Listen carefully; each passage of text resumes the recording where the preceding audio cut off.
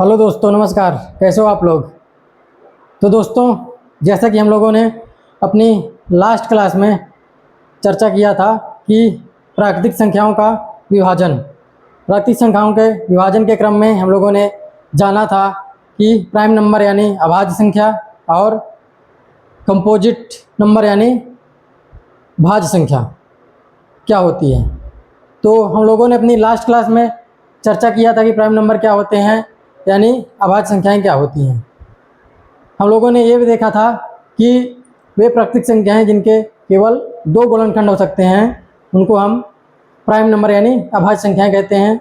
उसमें एग्जाम्पल में हमने देखा था 2, 3, 5, 7, इस तरह जिनके हम केवल दो फैक्टर कर सकते हैं, यानी कि वो संख्या खुद और एक उसके दो गुणनखंड होंगे तो वही संख्याएं अभाज्य संख्याएं होंगी, जिसमें से एक हमारा ना तो अभाज्य संख्या है, हमने ये जाना था, ठीक है। और हमने ये भी जाना था कि एग्ज़ाम्स में क्वेश्चन किस तरह से आते हैं, जैसे कि 1 से लेकर के 100 के बीच में कितनी अभाज्य संख्याएं हैं, 1 से लेकर 50 के बीच में कितनी अभाज्य संख्याएं हैं, 50 से लेकर 100 के बीच में कितनी अभाज्य संख्याएं हैं, 1 से लेकर 200 के बीच में कितनी अभाज्य संख्याएं हैं, 1 से लेकर 1000 के बीच में कितनी अभाज्य संख्याएं हैं।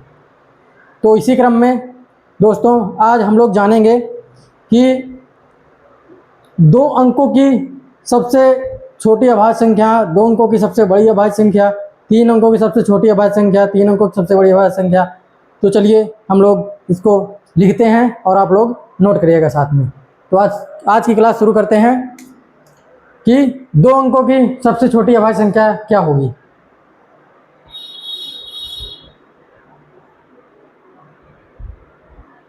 दो अंकों की सबसे छोटी अभाज्य संख्या क्या होगी दोस्तों? 2 अंकों की सबसे छोटी अभाज्य संख्या, जैसे कि हम गिनती गिनना शुरू करेंगे 1 से लेकर 100 तक, तो हम सबसे पहले 1 से लेकर शुरू करते हैं 10 तक। तो 1 से लेकर 9 तक में हमारी एक ही अंक आते हैं, उसके बाद 10 आता है, फिर 11 आता है। तो 10 के 2 से ज़्यादा गुणनखंड होंगे तो हमारा 11 सबसे पहला वर्ड ये होगा कि जिसमें हम सिर्फ 2 ही गुणनखंड कर सकते हैं, एक होगा, दूसरा स्वयं 11 वो संख्या होगी। तो 2 अंकों की सबसे छोटी अभाज्य संख्या क्या होगी? 11। अब इसी क्रम में 2 अंकों की सबसे बड़ी अभाज्य संख्या क्या होगी?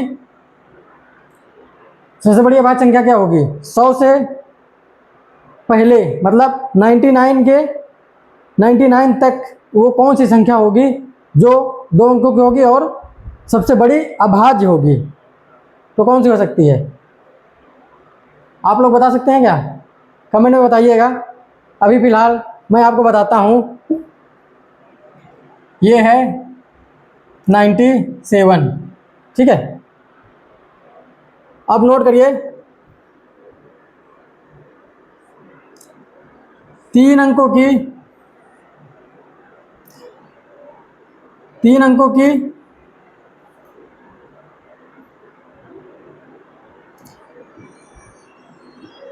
सबसे छोटी अभाज्य संख्या, 3 अंकों की सबसे छोटी अभाज्य संख्या दोस्तों बताइए क्या होगी? यानी 100 के बाद कौन सी होगी? 101। अब 3 अंकों की सबसे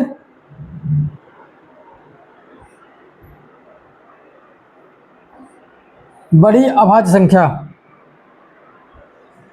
क्या होगी? 997। अगला लिखिएगा, 4 अंकों की सबसे छोटी अभाज्य संख्या क्या होगी दोस्तों? 4 अंकों की मतलब क्या है? 1000 से आगे, ठीक है, क्योंकि 1000 में 4 अंक होते हैं। अब 1000 के आगे कौन सी ऐसी सबसे छोटी संख्या होगी जो कि अभाज्य होगी, ठीक है। तो दोस्तों वो होगी 1009। इसके केवल 2 गुणनखंड, यानी कि एक होगा और दूसरा ये स्वयं संख्या होगी, ठीक है। अब 4 अंकों की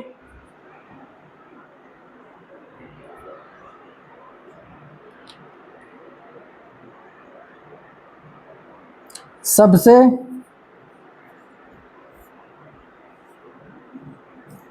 बड़ी अभाज्य संख्या, 4 अंकों की सबसे बड़ी अभाज्य संख्या कौन सी होगी? 9973।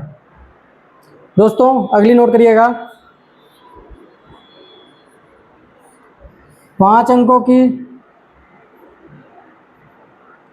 सबसे छोटी अभाज्य संख्या। आप बताइए 5 अंकों की सबसे छोटी अभाज्य संख्या क्या होगी? बताइए दोस्तों, आप लोग बता सकते हैं क्या? कमेंट में बताइएगा।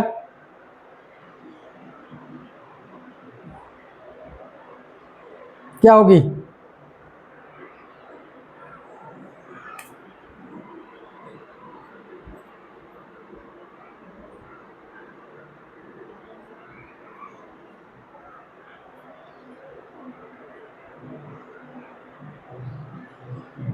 अब दूसरा नोट करिएगा, 5 अंकों की सबसे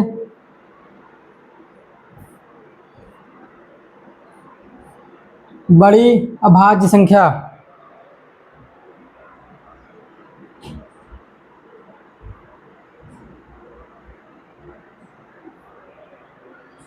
पाँच अंकों की सबसे बड़ी अभाज्य संख्या ये है। तो दोस्तों एग्जाम में क्वेश्चंस आते हैं कि 2 अंकों की सबसे छोटी अभाज्य संख्या क्या होगी, 2 अंकों की सबसे बड़ी अभाज्य संख्या क्या होगी, इस तरह करके 5 अंकों की सबसे बड़ी अभाज्य संख्या क्या होगी। तो इस तरह से हम लोग एग्जाम में अगर क्वेश्चन आता है तो हम लोग इसको डायरेक्टली बिना किसी कैलकुलेशन के देख सकते हैं और उसको डायरेक्ट हम आंसर टिक कर सकते हैं, जिससे हमारा टाइम कंज्यूम होगा। तो ये पूरा बेस है रटने पर, आप इनको याद कर लीजिएगा। अगर ऐसी कोई भी क्वेश्चन आता है तो आप उसको सॉल्व कर सकते हैं। तो हम अब आगे क्लास में अध्ययन करेंगे कंपोजिट नंबर यानी भाज्य संख्या। तो आप लोग इसको नोट करिए।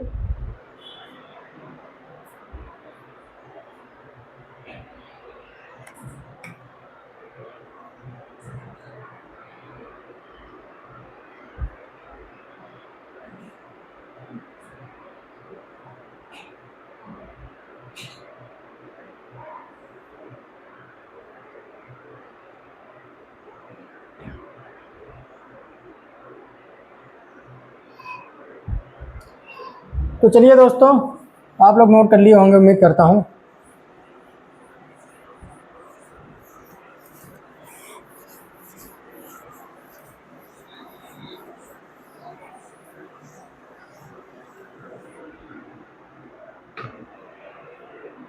तो नेक्स्ट हमारा क्या है? कंपोजिट नंबर यानी भाज्य संख्या।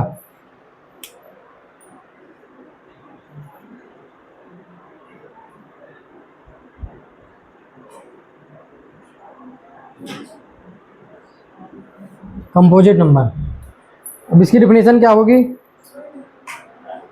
कि वे प्राकृतिक संख्याएं जिनके कम से कम, मतलब जिनके कम से कम 3 गुणनखंड हो सकते हैं या होते हैं।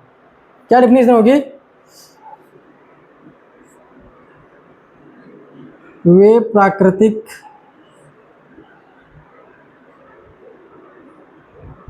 संख्याएं जिनके कम से कम 3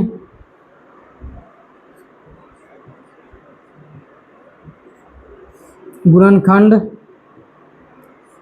होते हैं। कम से कम 3, ज़्यादा से ज़्यादा कितने भी हो सकते हैं, ठीक है। तो उदाहरण के लिए हम लोग देखेंगे एग्जाम्पल में, जैसे कि हम लोगों ने प्राइम नंबर में 1 को लिया था, नहीं लिया था ना, तो इसमें हम भाज्य संख्या में भी हम 1 को नहीं लेंगे, क्योंकि 1 के सिर्फ एक ही गुणनखंड हो सकता है, ना तो 2 हो सकते हैं ना तो 3। तो इसकी डेफिनेशन में क्या लिखा हुआ है कि वे प्राकृतिक संख्याएं जिनके कम से कम 3 गुणनखंड होते हैं उन्हें हम भाज्य संख्या कहते हैं। कम से कम 3 मतलब 1 को इसमें भी नहीं लेंगे, तो यहाँ पे 1 को हम नहीं लेंगे। अब 2 को ले नहीं सकते हैं, 2 के भी केवल 2 गुणनखंड होंगे। 3 को भी नहीं ले सकते हैं कि 3 के भी केवल 2 गुणनखंड होंगे। यहाँ पे हम लोग हमारा पहला भाज्य संख्या होगा वो है 4। 4 के हम 3 से ज़्यादा गुणनखंड, कम से कम 3 गुणनखंड तो कर ही सकते हैं, ठीक है। उसके बाद 4 के बाद कितना होगा, 5 को नहीं ले सकते हैं क्योंकि 5 भी प्राइम नंबर में आता है। 6, उसके बाद 7 नहीं ले सकते हैं। नेक्स्ट होगा हमारा 8। 8 के बाद हमारा होगा 9। 9 के बाद 10। 11 नहीं ले सकते हैं। 12, 13 भी नहीं ले सकते हैं। 14, इस तरह करके हमारे ये भाज्य संख्याओं के एग्जाम्पल्स हैं। अब यहाँ पे गौर करने वाली बात है कि सबसे छोटी भाज्य संख्या क्या है। तो सबसे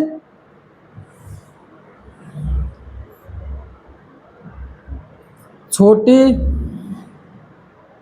भाज्य संख्या, सबसे छोटी भाज्य संख्या ये यहाँ पे हमारा पहला है 4, ठीक है। क्वेश्चन आता है कि सबसे छोटा विषम भाज्य संख्या क्या है। क्या क्वेश्चन आता है कि सबसे छोटी विषम भाज्य संख्या, सबसे छोटी विषम भाज्य संख्या क्या है दोस्तों। इसमें 4 तो सम है, 6 भी सम है, 8 भी सम है, यहाँ पे ये है 9। 9 हमारा सबसे छोटी विषम भाज्य संख्या है। तो अगर एग्जाम में सवाल आता है कि सबसे छोटी विषम भाज्य संख्या कौन सी है, तो आप लोग टिक मारिएगा 9, ठीक है। और सवाल आता है एग्जाम में कि सबसे छोटी भाज्य संख्या क्या है, सबसे छोटी भाज्य संख्या हमारी है 4, ठीक है। और एक चीज नोट करके लिखिएगा कि नोट करके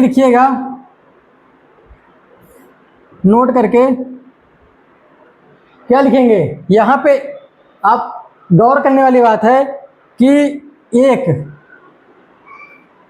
में गौर थोड़ा फरमाइएगा कि एक ना तो प्राइम नंबर है ना तो कंपोजिट नंबर है, ठीक है। एक को हम ना तो प्राइम नंबर में लिए हैं, क्योंकि प्राइम नंबर की डिफिनेशन क्या है कि एटलीस्ट 2 गुणनखंड होने चाहिए, ठीक है। कि वे प्राकृतिक संख्याएं जिनके 2 गुणनखंड होते हैं उनको हम प्राइम नंबर यानी या भाज्य संख्या कहते हैं। तो एक के तो यहाँ पे ये प्राइम नंबर की डिफिनेशन को भी सेटिस्फाई नहीं करता है। और यहाँ पे कंपोजिट नंबर में कि वे प्राकृतिक संख्याएं जिनके कम से कम 3 गुणनखंड होते हैं, और यहाँ पे कम से कम 3, तो यहाँ पे इसके तो एक ही गुणनखंड है, ठीक है। तो ये कंपोजिट नंबर के डिफिनेशन को भी नहीं सेटिस्फाई कर रहा है। तो इसलिए हम ये कह सकते हैं कि एक ना तो अभाज्य, थोड़ा बड़े बड़े अक्षरों में लिखता हूं, एक ना तो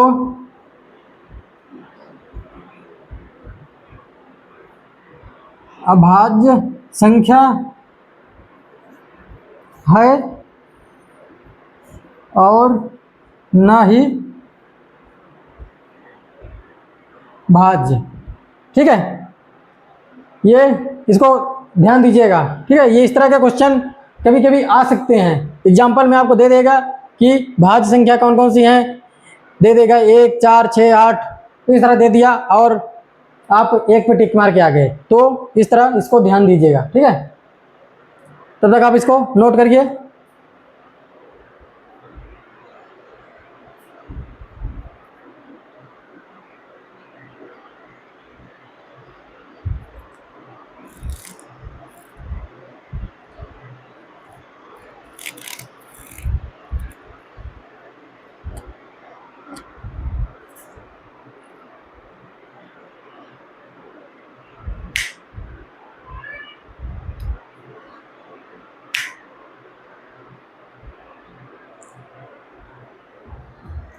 तो चलिए आगे शुरू करते हैं क्लास।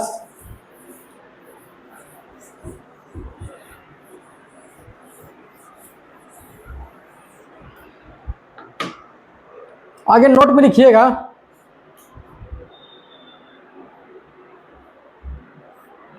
नोट में क्या लिखेंगे कि प्रत्येक अभाज्य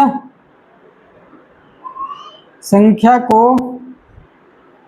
6n ± 1 के रूप में लिखा जा सकता है। क्या मतलब है? जहाँ पे n इज नेचुरल नंबर,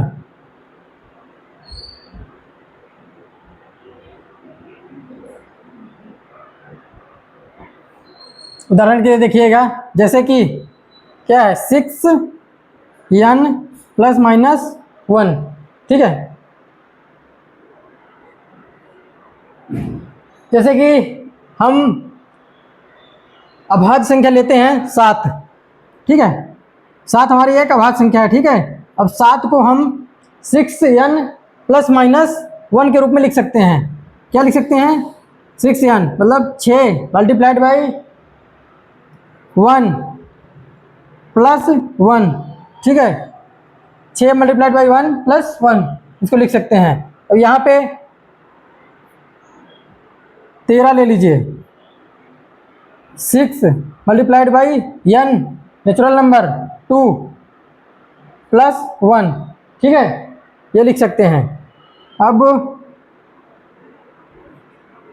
23 ले लीजिए, 6 मल्टीप्लाइड बाई 4 माइनस 1, ठीक है।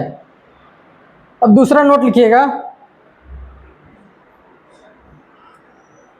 दूसरा नोट लिखिएगा। पहले आप इसको नोट कर लिए, दूसरा बताता हूं। नोट करिए, क्या है इसमें कि प्रत्येक अभाज्य संख्या को 6n ± 1 के रूप में लिखा जा सकता है, जहां पर n इज नेचुरल नंबर। तो ये हमारी अभाज्य संख्याएं हैं 7, 13, 23। इनको हम 6 मल्टीप्लाइड बाई 1, 1 इज 1 का मतलब क्या है? 1 हम n की जगह पे लिख रहे हैं, ठीक है, यहाँ पे प्लस 1, 6 कम 6 प्लस 1 इक्वल टू 7, ठीक है। तो आप नोट इसको नोट कर लिए होंगे। तो मैं दूसरा आपको बताता हूँ। दूसरा नोट है हमारा, दूसरा नोट है कि दूसरा नोट क्या है कि प्रत्येक संख्या जो 6n ± 1 के रूप में लिखी हुई है, कि प्रत्येक संख्या जो 6n ± 1 के रूप में लिखी हुई है,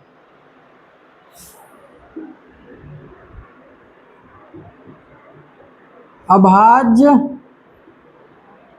संख्या हो भी सकती है और नहीं भी। आ गया ना ट्विस्ट कि प्रत्येक संख्या जो 6n + -1 के रूप में लिखी हुई है अभाज्य संख्या हो भी सकती है और नहीं भी। उदाहरण देखिएगा, 25, 25 को हम लिख सकते हैं ना 6n + -1 के फॉर्म में। 6n मतलब 6 × 4 + 1, ठीक है। तो और 25 हमारा अभाज्य संख्या नहीं है, ठीक है। तो ये 2 नोट ध्यान पे रखिएगा और एग्जाम्पल में ये 25 जरूर ध्यान में रखिएगा। और भी संख्याएं हैं, एग्जाम में इस तरह के सवाल बहुत आते हैं और जो आपको चकमा दे जाएंगे। तो इस चकमे से बचने के लिए आप लोग इसको जरूर नोट करिएगा और याद रखिएगा। तो आज की क्लास में इतना ही। चलिए मिलते हैं अगली क्लास में, तब तक के लिए जय हिंद, जय भारत।